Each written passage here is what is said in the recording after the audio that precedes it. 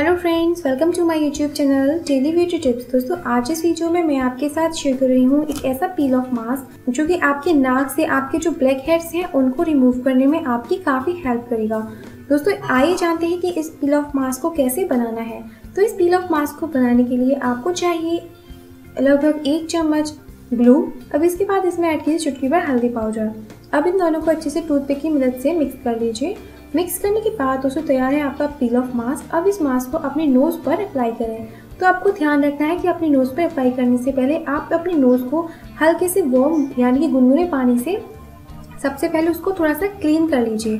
तब उसके बाद आप इस ग्लू को अप्लाई कीजिए।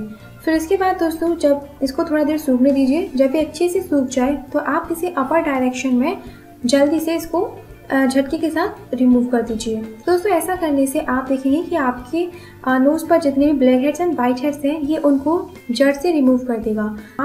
तो ये तो मेरा आज का छोटा सा वीडियो। आप एक बार इस ट्रिक को ज़रूर फॉलो करके देखिए, फिर देखिए कि कैसे ये आपके नोज़ के ब्लैक हेड्स को रिमूव कर देगा। तो ये तो मेरा आज का वीडियो। अगर ये वीडियो आपको पसंद आया है तो मेरी इस वीडियो को लाइक और अपने दोस्तों के साथ शेयर करना मत भूलिए। तो दोस्तों, फिर मिलते हैं अगले वीडियो में एक नए नुस्खे के साथ। तब तक के लिए बाय।